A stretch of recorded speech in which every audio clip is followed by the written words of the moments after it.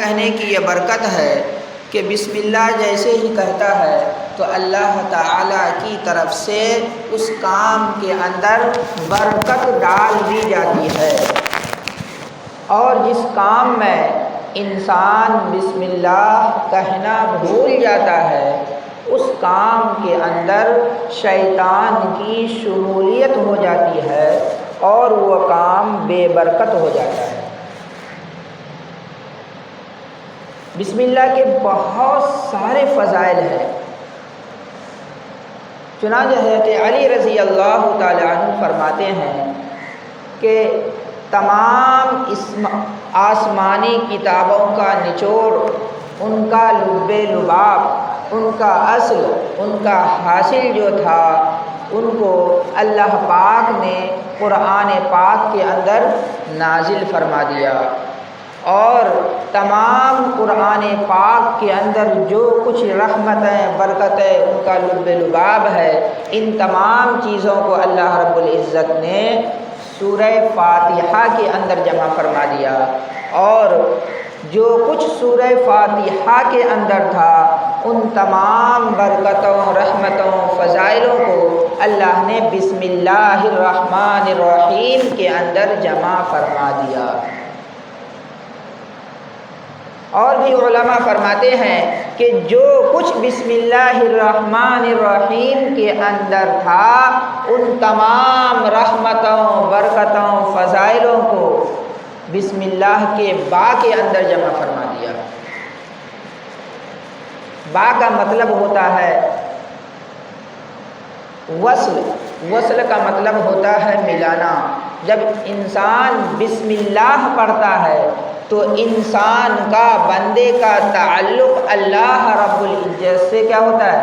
جڑ جاتا ہے، اور جڑنا یہی تو اصل توحید ہے، یہی تو تمام انبیاء علیہم السلام کا اصل اصول اور مقصد ہے کہ جو بندہ اللہ سے کٹ گیا ہے اس بندے کا رشتہ اللہ رب العزت سے جڑ جائے۔ تو جب انسان بسم اللہ کہتا ہے تو بسم اللہ کہنے سے انسان کو تمام آسمانی کتابوں کی برکتیں، پورے قرآن پاک کی برکتیں، سورہ فاتحہ کی برکتیں اور فضائلیں، اور بسم اللہ الرحمن الرحیم پورا پڑھنے کی جو فضائل ہے یہ تمام کے تمام چیزیں کب مل جاتا ہے؟ جیسے انسان بسم اللہ کہتا ہے اس کو حاصل ہو جاتا ہے۔ اس لیے جب بھی ہم بسم اللہ کہیں تو پورے بسم اللہ کو نہایت عظمت کے ساتھ معنی کا دھیان کرتے ہوئے کہیں بسم اللہ الرحمن الرحیم، شروع اللہ کے نام سے جو بڑا بابرکت ہے، شروع اس اللہ کے نام سے جو بڑا بابرکت ہے، جو نہایت رحمان ہے اور نہایت رحم کرنے والا ہے۔ اللہ تعالیٰ نے اس بسم اللہ کے ذریعے سے امت محمدیہ سے پہلے بہت ساری امتوں کو نجات عطا فرمائی۔ چنانچہ جب حضرت نوح علیہ السلام طوفان نوح میں پھنسے تھے تو اس وقت ان کی دعا کیا تھی؟ ان کی زبان پر کیا ورد تھا؟ انہوں نے ایک ہی لفظ کہا تھا بسم اللہ مجریہا ومرساہا ان ربی لغفور رحیم۔ ساری دنیا تہس نہس ہو گئی اور حضرت نوح علیہ السلام کی کشتی جولی پہاڑ پر جا کر کے ٹھہر گئی، ان کی کشتی میں آنچ تک نہیں آئی۔ اسی طرح حضرت سلیمان علیہ السلام کتنے بڑے بادشاہ گزرے ہیں، کتنا بڑا ان کا لشکر تھا، ان کے لشکر میں انسان، جنات، حیوان، چرند پرند، دنیا کی ساری مخلوقات شامل تھی، اتنا بڑا ان کا لشکر تھا، ہواؤں پر ان کا حکومت تھا۔ جب ان کو جہاں کہیں جانا ہوتا تھا، جب ان کی کہیں جانے کی مرضی ہوتی تھی تو فوراً کہتے تھے بسم اللہ الرحمن الرحیم، جیسے کہ قرآن پاک میں اشارہ ہے انہ من سلیمان و انہ بسم اللہ الرحمن الرحیم. جب بھی حضرت سلیمان علیہ السلام کو کہیں جانے کا ارادہ ہوتا آپ کہتے بسم اللہ، فوراً ہوا آپ کے لاؤ لشکر کو اڑا کر منزل مقصود تک پہنچا دیا کرتی تھی. بہت بڑے بڑے فضائل ہیں، لیکن اصل میں کیا ہے کہ ہم کو اور آپ کو بچپن سے بسم اللہ کی نہ تو تاکید بتائی گئی، نہ تو اس کی تعلیم دی گئی، نہ تو اس کے بارے میں ہمیں کوئی فضیلت معلوم ہے، نہ اس کے فضائل معلوم ہیں. اس لیے ہم کوئی بھی کام کبھی بسم اللہ کے ساتھ کرتے ہیں اور کبھی بغیر بسم اللہ ہی کے ہی کر دیتے ہیں. کھانا کھاتے ہیں کبھی یاد آتا ہے تو پڑھ لیتے ہیں، نہیں تو ماشاء اللہ سبحان اللہ. اللہ تعالیٰ نے بسم اللہ کا نزول ہی انسانوں کی مدد اور برکت کے لیے فرمایا ہے.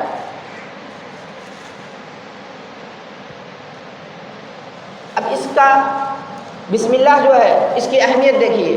کتا کتنا نجس جانور ہے. مسئلہ یہ ہے کہ اگر کوئی شخص ایک کتا پالے کس نیت سے؟ شکار کی نیت سے. یا کتا اگر کوئی شخص پالے گھر کی حفاظت کی نیت سے، وہ ایسی جگہ پر رہتا ہے جہاں پر چوروں کا ڈاکوؤں کا خطرہ ہے، اس نیت سے اگر وہ کتا پال رہا ہے اور وہ حفاظت کر رہا ہے اس بات سے کہ اس کا کتا اس کے گھر کے اندر نہ داخل ہونے پائے، اس کا کتا گھر سے باہر ہی رہ رہا ہے، تو اتنا اس کے لیے اجازت ہے. اب جب یہ بندہ اپنے کتے کے ساتھ شکار کو جائے گا، شکار کرنے کے لیے جائے گا اور کتے کو چھوڑتے وقت بسم اللہ کہہ کر کے شکار کے اوپر چھوڑے گا، اور کتا شکار کر کے بسم اللہ شکار کر کے کوئی جانور یا کوئی بھی شکاری چیز ہے اس کو پکڑ کر کے لائے گا اور وہ جانور مرا ہوا ہے، تو اب اس کتے کے شکار کیے ہوئے جانور کا کھانا اس کے لیے کیا ہو جائے گا؟ حلال ہو جائے گا. کیوں کہ اس نے اس کتے کو شکار کرتے وقت جب بھیجا تھا تو بسم اللہ پڑھ کر کے بھیجا تھا، تو بسم اللہ اللہ کے نام لینے کی وجہ سے اس کی نجس اور ناپاکی کیا ہو گئی؟ دور ہو گئی. ایک صحابی ہے، انہوں نے آپ صلی اللہ علیہ وسلم سے عرض کیا کہ میں نے ایک کتا پالا ہے شکار کی نیت سے، میں شکار کے لیے جاتا ہوں، جب میں اپنے کتے کو چھوڑتا ہوں تو میں بسم اللہ پڑھ کر کے چھوڑتا ہوں، جب میرا کتا شکار کرتا ہے تو اس کے ساتھ کچھ اور جنگلی کتے بھی شامل ہو جاتے ہیں، تو کہ اللہ کے نبی صلی اللہ علیہ وسلم میرے لیے اس شکار کا کھانا جائز ہے کہ نہیں؟ تو آپ صلی اللہ علیہ وسلم نے فرمایا تمہارے لیے اس شکار کا کھانا اب جائز نہیں، اس لیے کہ تم نے تو اپنے کتے کے اوپر بسم اللہ پڑھ کر کے شکار کے لیے بھیجا، لیکن جو دوسرے کتے اس کے ساتھ شامل ہو گئے اس کے اوپر تو اللہ کا نام نہیں لیا گیا، اس کے اوپر تو بسم اللہ نہیں پڑھا، اس لیے تمہارے لیے اس شکار کا کھانا حلال نہیں ہے. تو پتہ یہ چلا کہ کتا جیسا نجس جانور اگر اس کے اوپر بھی بسم اللہ پڑھ کر کے اس کو شکار کے لیے چھوڑا جائے اور کتا شکار کر کے لائے، اگرچہ وہ جانور مر گیا ہو تو اس کو کھانا کیا ہے؟ انسان کے لیے حلال ہے. کیوں؟ تو اس کی جو موت ہوئی، اس کا جو شکار کیا گیا اللہ کا نام لے کر کے کیا گیا تھا. یہ اہمیت ہے بسم اللہ کی.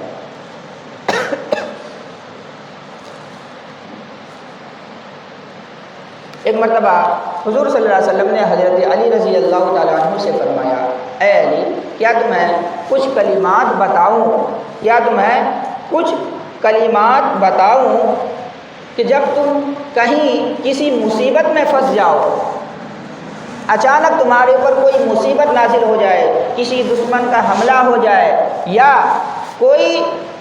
یا کسی چیز کا تمہیں اچانک ڈر خوف محسوس ہونے لگے، اس پریشانی کے وقت، اس مصیبت کے وقت تمہاری مدد ہو جائے، تو حضرت علی رضی اللہ عنہ نے عرض کیا اے اللہ کے نبی صلی اللہ علیہ وسلم ہمیں ضرور بتا دیجئے. تو پیارے آقا صلی اللہ علیہ وسلم نے ارشاد فرمایا اے علی جب تم کہیں مصیبت میں پریشانی میں پھنس جاؤ تو کہو بسم اللہ الرحمن الرحیم لا حول ولا قوت الا باللہ. کیا؟ بسم اللہ الرحمن الرحیم لا حول ولا قوت الا باللہ. جب تم یہ عمل کر لو گے فوراً اللہ کی مدد آ جائے گی اور تم کو اس مصیبت سے نجات مل جائے گی. یہ عمل کس کا بتلایا ہوا ہے؟ پیروں کے پیر، عاملوں کے عامل، رسولوں سے سالے رسولوں میں سب سے بڑے رسول پیارے آقا صلی اللہ علیہ وسلم کا بتایا ہوا عمل ہے کہ جب بھی تمہیں کوئی مصیبت آ جائے، کوئی پریشانی مصیبت آ جائے، تم کہو بسم اللہ الرحمن الرحیم لا حول ولا قوت الا باللہ، فوراً اللہ کی مدد آ جائے گی۔ اس بات کے اوپر ہمارا یقین اور ایمان ہونا چاہیے، اور اس عمل کو ہمیں ہمیشہ یاد رکھنا چاہیے، اپنے بچوں کو، اپنے گھر والوں کو ہمیشہ یاد دہانی کرتے رہنا چاہیے کہ جب بھی اچانک تمہارے اوپر کوئی پریشانی یا مصیبت آئے، یا کہیں تم پھنس جاؤ رات کے اندھیرے میں، یا کہیں کسی خوفناک جگہ میں چلے جاؤ، تمہیں ڈر محسوس ہونے لگے، تو فوراً کہو بسم اللہ الرحمن الرحیم لا حول ولا قوت الا باللہ۔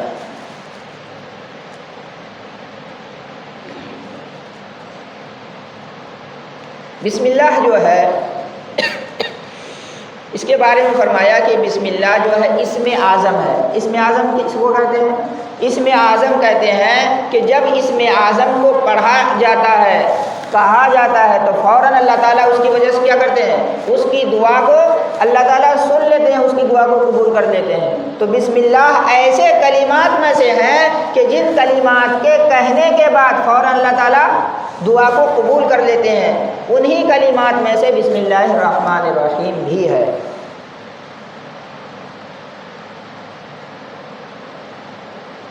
ایک عورت تھی، اس کا خاوند، اس کا شوہر جو تھا خاوند، وہ اس کو بہت پریشان کیا کرتا تھا، اور ہمیشہ اپنی عورت کو ستانے کا، پریشان کرنے کا، مارنے کا بہانہ بناتا رہتا تھا۔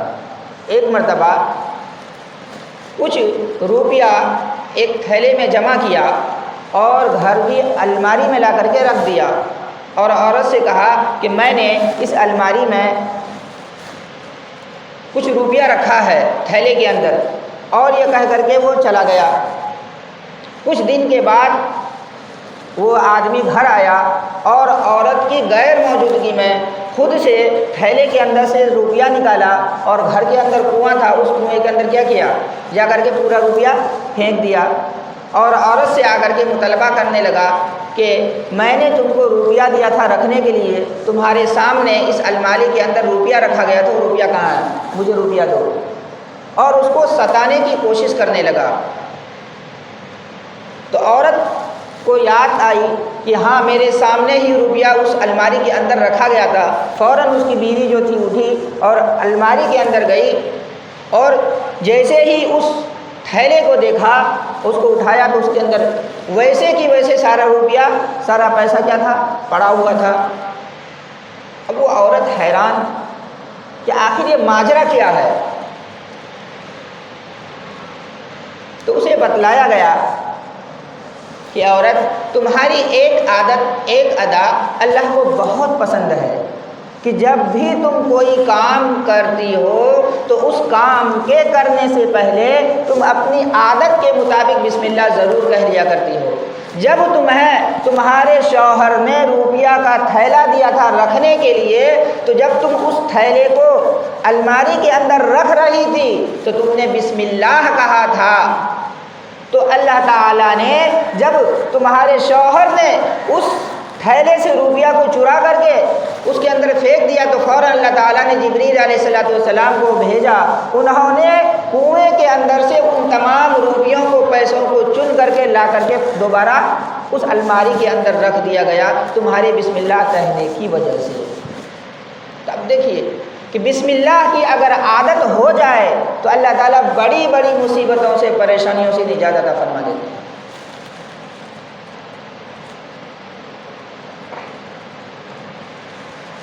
ایک بادشاہ گزرا ہے، بہت مشہور ہے، آپ نے ان کا نام سنا ہوگا، قیصر روم کا بادشاہ، جس کو بولتے ہیں قیصر و کسریٰ۔ ان میں دو نام ہے، ایک کا نام تھا کسریٰ اور دوسرا کا نام تھا قیصر۔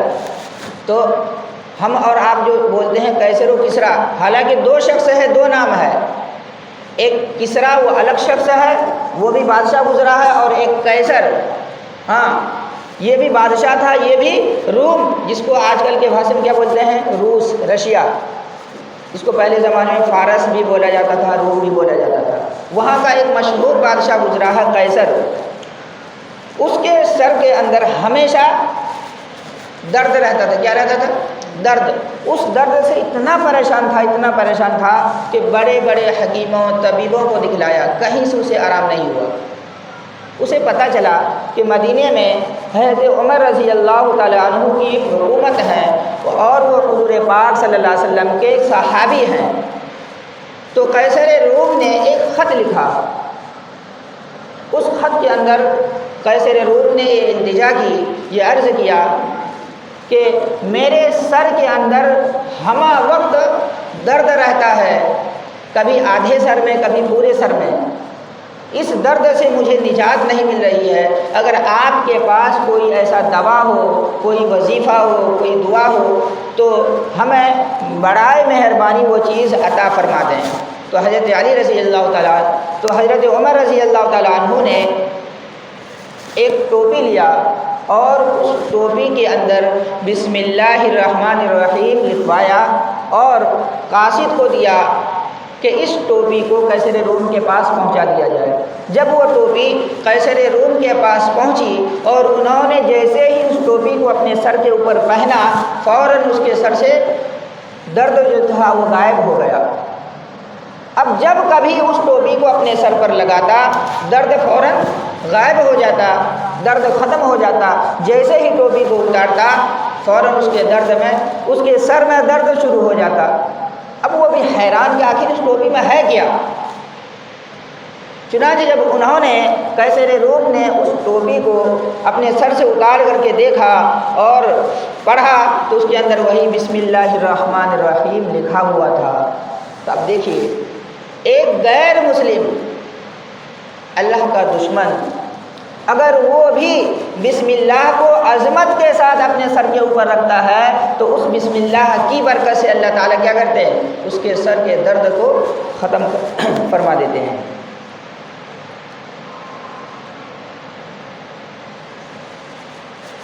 ایک عمل پیارے آقا صلی اللہ علیہ وسلم نے فرمایا ہے کہ جو شخص اس عمل کو صبح و شام پابندی سے کر لے، کب؟ صبح میں اور شام میں، تو کبھی بھی اس کو کوئی حادثہ پیش نہیں آ سکتا، کوئی بڑی مصیبت اس کو نہیں پہنچ سکتی۔ جو شخص صبح کے وقت میں بسم اللہ الرحمن الرحیم 3 مرتبہ کہہ لے، کتنی مرتبہ؟ 3 مرتبہ۔ آپ تمام حضرات سے میری گزارش ہے کہ اس عمل کو اپنی زندگی کا نصب العین بنائیں، پابندی کریں ہم انشاءاللہ، اس کا فائدہ آپ کو بہت ہوگا۔ 3 مرتبہ صبح و شام بسم اللہ الرحمن الرحیم پڑھیں۔ جو شخص 3 مرتبہ صبح و شام بسم اللہ الرحمن الرحیم پڑھتا ہے، اللہ تعالیٰ اس کو تمام مصیبتوں سے، پریشانیوں سے نجات عطا فرما دیتے ہیں۔ ایک صحابی پیارے آقا صلی اللہ علیہ وسلم کی خدمت میں حاضر ہوئے، انہوں نے عرض کیا کہ اللہ کے رسول صلی اللہ علیہ وسلم، میرے ساتھ حادثات بہت پیش آ رہے ہیں، جب بھی میں گھر سے باہر جاتا ہوں تو کچھ نہ کچھ حادثات ہو جاتا ہے، ایکسیڈنٹ وغیرہ ہو جاتا ہے، میں اس مصیبت سے پریشان ہو چکا ہوں۔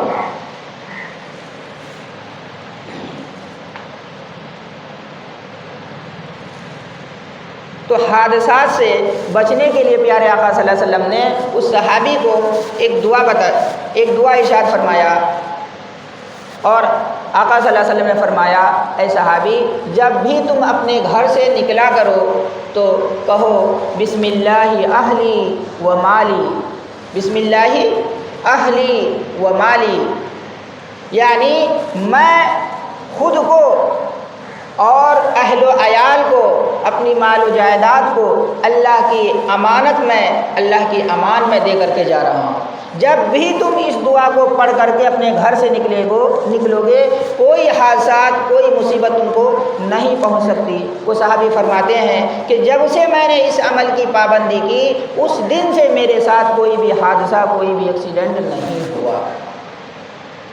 تو بسم اللہ ایک بہت عظیم الشان عمل ہے۔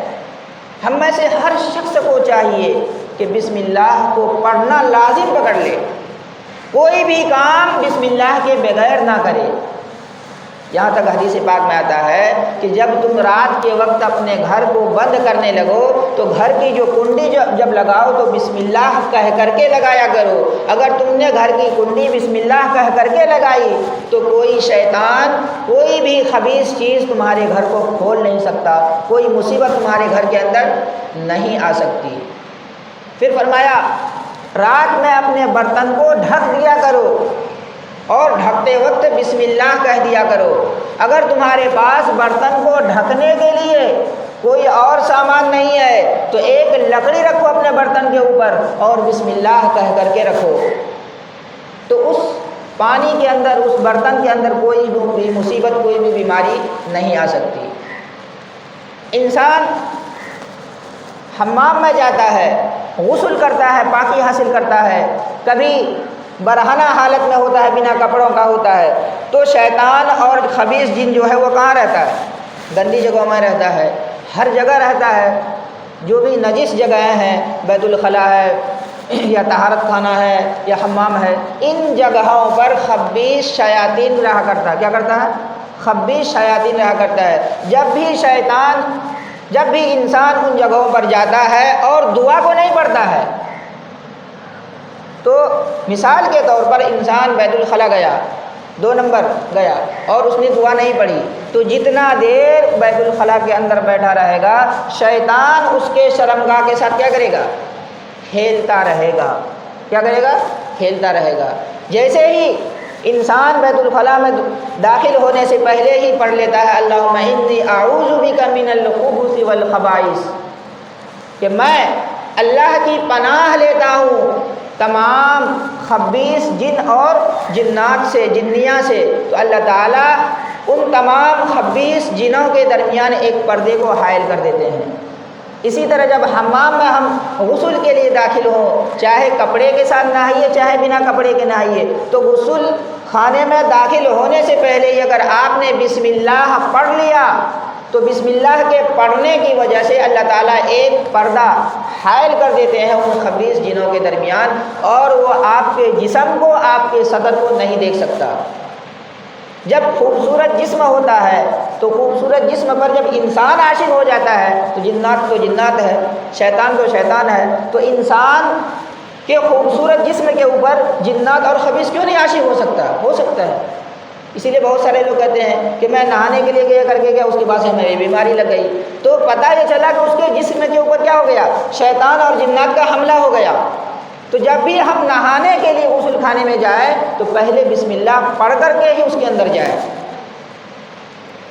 اسی طرح جب انسان کھانا کھانے کے لیے بیٹھتا ہے تو کھانے سے پہلے شیطان جو اپنا ایک نمائندہ بھیج دیتا ہے بچے کی شکل میں، کسی اجنبی انسان کی شکل میں۔ اگر بچہ ہے تو بنا بسم اللہ کہے ہاتھ ڈال دیتا ہے، یا اگر کوئی بچہ نہیں آیا تو کوئی اور بات اس کو یاد آ گئی، یا کوئی اور انسان آ گیا تو اس کا ذہن جو ہے اس طرف چلا جاتا ہے اور وہ بنا بسم اللہ کہے کھانے کے اندر کیا کرتا ہے؟ ہاتھ ڈال دیتا ہے۔ جیسے ہی بنا بسم اللہ کہے انسان کھانا شروع کرتا ہے تو شیطان بھی اس کے کھانے میں کیا ہوتا ہے؟ شریک ہو جاتا ہے۔ ایک مرتبہ 2 شیطان آپس میں ملا، ان میں سے ایک بہت ہٹا کٹا پہلوان اور ایک دبلا پتلا۔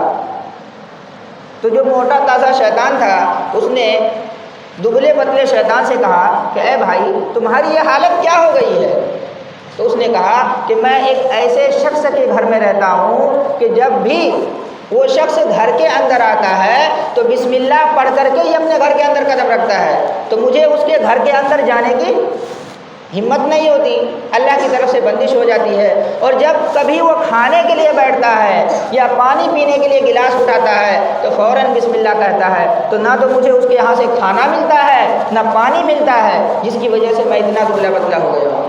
تو اس موٹے شیطان نے کہا کہ میں ایک ایسے شخص کے ساتھ میں رہتا ہوں کہ جس کو بسم اللہ کا پتہ ہی نہیں ہے، جب وہ کھانا کھاتا ہے تو بغیر بسم اللہ کے کھاتا ہے تو مجھے اس کے ساتھ کھانے کے لیے مل جاتا ہے، جب وہ گھر کے اندر آتا ہے تو بسم اللہ بھی نہیں پڑھتا، بسم اللہ کے بارے میں وہ جانتا ہی نہیں، تو مجھے اس کے گھر میں رہنے کے لیے ٹھکانہ مل جاتا ہے، جب وہ اپنی بیوی کے ساتھ ہم بستری کرتا ہے تو وہاں بھی بسم اللہ نہیں پڑھتا ہے، تو مجھے اس کی بیوی کے ساتھ بھی ہم بستری کرنے کا موقع مل جاتا ہے، اس لیے میری ایسی حالت ہے۔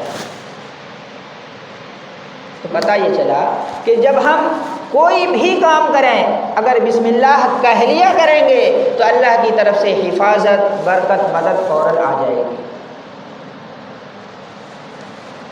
اس لیے ہم میں سے ہر شخص اس بات کی کوشش کرے، اپنے گھر والوں کو بتلائے، بچوں کو سکھائے کہ کوئی بھی کام بغیر بسم اللہ کے نہ کرے۔